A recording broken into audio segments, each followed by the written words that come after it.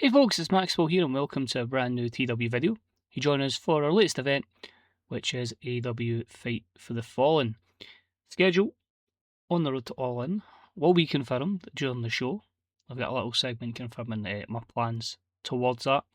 But looking forward to this one. It's a wee bit of a quick turnaround since the last pay-per-view, Forbidden Door. So it was quite tricky to get some storylines over. It was quite tricky just to really get plans in place for people, at least with a big run towards All In. You've kind of got a lot of time to plan it. And there's obviously a few things that the last pay-per-view was setting up for this pay-per-view, which of course sets up for All In. So looking forward to it. 4-hour show just gave people a lot of time because there's some matches with big stakes in them. It's going to be a normal event.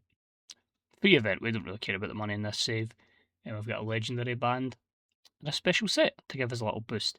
First opened this kind of event in 2026 in-game and had the main event of Hangman versus Daniel Garcia, where we had an 82, and we had Hook against Takeshita.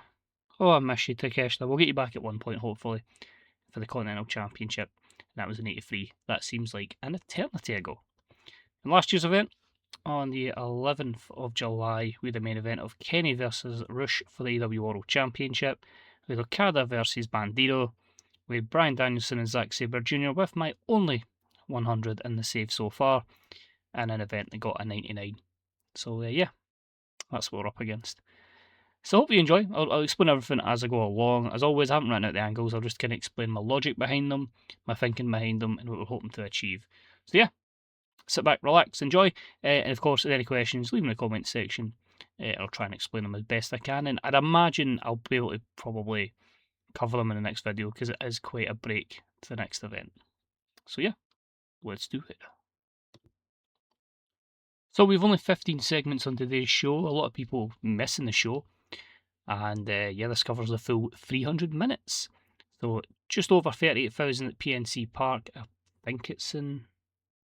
Is it in Pennsylvania? Oh, I can't remember. But anyway, so the big feud we've had has obviously been Roman trying to take over the place, aligned with other former WWE superstars. And he's in an issue with Kenny Omega, with Will Ospreay, the Bucks. Obviously, Darby Allin's had issues with Bronson Steiner here, so I felt it was a good opportunity to combine them all into an opening contest 8-man tag. It's a superb matchup. The team of Kenny, Darby, and the Bucks defeated Roman, Drew Galloway, Jacob Fatu, and Bronson Steiner in 16:44 when Darby pinned Drew with a coffin drop. So in this one, some spectacular performances in there. A good one from Darby with a 90, Roman with a 90 as well. I feel like we kind of just keep having Darby getting beaten up. We kind of just have the WWF team or WWE team win all the time. So this was a good kind of chance to even that out. So gets Kenny, etc. on the show, gets Roman on the show. He doesn't take the pinfall and starts to get people set up for All In. Because, of course, one of our major matches at All In is going to be Roman versus Will Ospreay for the AEW Championship. So in this one, obviously, we've had Roman beat up Will Ospreay before, we've had him take bumps, but this one is a proper fight between the two of them. It's a brawl that has to be separated by many, many people, with an angle idea that was a success. Moral was a weak link here, though. The segment deserved better commentary, and we finished up with a 92 segment. So I don't know if it's going to be an event as such, but it will be one of our big matches at All In. And I'll have to decide if that is going to be 2 nights or if the 2 nights will start after that. But I'm thinking that'll probably be a 2-night All In. Next up, we had a women's matchup that was part of the Survival of the Fittest Shimmer tournament. The fact that this is still round 1 in July makes me think I kind of need to reevaluate where I'm going with it, which I think I will next year. But with a bout that had some good heat and decent wrestling, and Venny defeated Chris Statlander in 15:07 with a springboard crossbody. This was a steal the show matchup. Venny off their game. The fact that they can get 76 being really off their game is encouraging. 71 for the wrestling and a 72 segment overall. Just felt like it was a good opportunity to give them a spotlight. Next up, we've had a little feud here going for the last 2 weeks. Basically, Ricochet has been mocking Jon Moxley, says he's meant to be this big dangerous guy that loves brawling. It's like, when was the last time you won? And then does his wee stupid laugh. So in this one, it was a good matchup. Ricochet defeats Jon Moxley in 13:41 by pinfall while using the ropes for leverage. The match was designed to tell a specific story. This is our storytelling match of the evening. Brawler versus High Flyer. Segment rating of a 78. So there is going to be a little change after All In as well. I'm probably going to do a mini draft, but I'll just do the same as I've done in January. It'll be 6 heels and 6 baby faces from each show. So it'll be like, say, 6 people from Dynamite that are baby faces, and 6 heels will go to Collision. Then another 6 heels and baby faces will go to a Ring of Honor, and we'll swap it around that way. And yeah, Mox is more than likely going to be one that will go to Ring of Honor and kind of be like a player coach, having great matches, and most importantly, helping our younger talents develop on that roster. So a 78 for that one. Next up, we had one of our dream matches. Here it was about the had superb wrestling and great heat, and we had Mercedes Mone defeat Stephanie Vicure in 24:30 by submission with the bank statement after she blatantly cheated. So these two had an 87 for the wrestling and an 80 segment. Stephanie went 80, Mercedes went 85. They had pretty good chemistry together. I wonder why. Yeah, just an unlucky roll in Mercedes' poor condition. Oh well, that's a shame, but still great to get that match up. As I say, with the blatant cheating, you kind of leave that one open to a potential rematch. Next up, we've had a little feud that's been going on Ring of Honor, which has been Andrade and his tag team of accomplices here, Humberto Carrillo and Garza Jr., who've been making Pac's life alive in hell. He got an old friend, if you believe that, in Claudio Castagnoli, and someone else in Ring of Honor, Zack Sabre Jr., obviously a fellow Englishman. And yeah, they had a 6-man tag. The Corazon Nostoros tag team, I think, just means Heartos or something in Spanish. So I just felt like we'll go with that. I needed a tag team name, and that was the first thing I could get off of Google Translate. So it could be terrible. But anyway, but they had great wrestling, good heat, and Pac, Claudio, and Zack Sabre Jr. pick up the win in 1808 when Pac submitted Humberto with the brutalizer. Honestly, he's been losing a lot in terms of this feud with Andrade, so it was a good opportunity. I'm not really losing as much, probably getting more beatdowns, so it was a good opportunity at revenge. Humberto's someone that can take the fall. He was off his game. Claudio's got a gimmick that's getting stale, but you can see there in terms of performances, Claudio obviously on a bit of a decline, and not the best from Humberto Carrillo. Next up, we have the AEW World Championship on the line. This was a rematch from one match in the... Was it the Survival of the Fittest tournament? It was either that. It was one of the tournaments anyway. It might even have been the Owen Hart. I can't remember. I have that many tournament matches. But I felt like really wanted to do the rematch. Exceptional here as Rush gets his victory over Mystico in 24:53 with Almanza. This was made an epic matchup, and Rush gets the 6th defence of the world title. So the only man that really has beaten Rush anytime recently, he's now got his revenge. A 95 for Rush, 94 for Rush, 95 for Mystico. Everything would have been in the 90s, but a harsh psychology penalty has taken this one down in 85. But really cool to get that matchup on pay-per-view. And yeah, Rush is going to be world champion and also going through a weight change, so he may even get more popularity down the line.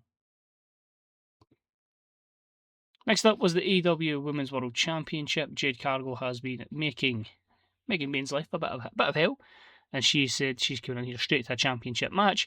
Great heat, good wrestling. Megan Bayne defeats Jade Cargill in 17:03, but another submission victory. I really should start setting them so they're not all submission wins.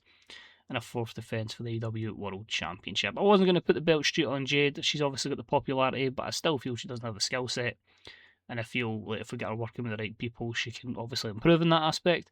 But an 80 segment nonetheless is really good. I just feel like one of my main marquee matchups in the summer months, I don't really want Jade Cargill being top of the ladder when I've got so many talented women athletes. So next up, we have the kind of authority figure for the women's brand, the Shimmer brand, which is AJ Mendez. And she has confirmed that it will, of course, be Megan Bayne versus the winner of the Owen Hart Foundation tournament All In. However, the women of AEW will have a showcase event early August, so I'm hoping that's kind of the first or second week of August. It's going to be a 2-night event, and there's going to be lots of dream matches and elite talent showcase. So the Women's Championship might be on the line, but I'm still more likely to go Megan Bayne versus the winner of this tournament is the match All In, and it just allows me to have many dream matches and a proper showcase of our women's division at All In. At whatever the event will be called. I have got I think it's Eve Queendom I've already got, so I was thinking like a wee kind of alteration of that. But the women's division is stacked, and I feel like that's a good chance to have a proper full Shimmer pay-per-view, but not called Shimmer. Next up, This one disappointed me. I thought these two would have a blast, but it was about they had some great heat and good wrestling. Eddie Kingston had previously beaten Kiyomiya and felt like he could easily take his AEW International Championship from him. So I thought these two would have a belter, but Kiyomiya wins in 25-22 with a Tiger Suplex hold, his fifth defence of the belt. Sadly, Eddie was really off his game, which probably affected this massively. Kiyomiya with a 93 performance there, so he was exceptional. It's just one of those days Eddie had an off day, and gives us a 77 segment. Then we had the Royal Brawl. So the fact this only went 15 minutes is pretty remarkable that it got a 90, because I would assume that would have maybe been capped. But anyway, superb wrestling and great heat. Hangman defeats Kevin Steen in 15-13 with a buckshot lariat.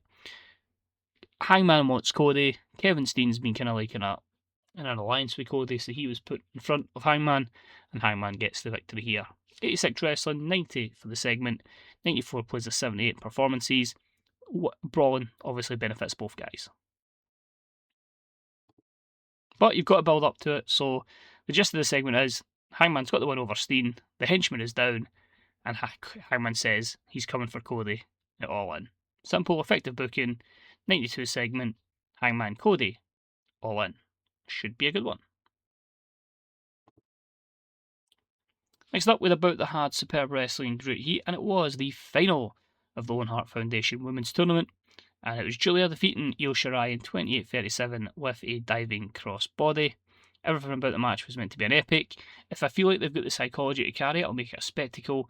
If they don't, I'll try and get it with an epic. But yeah, so Julia wins the tournament, so it's going to be her versus Megan Bayne All In. A 93 rated wrestling, 88 segment. Again, just penalised by the lack of psychology, which is a shame, but you hope they can still develop it. They're still certainly young enough.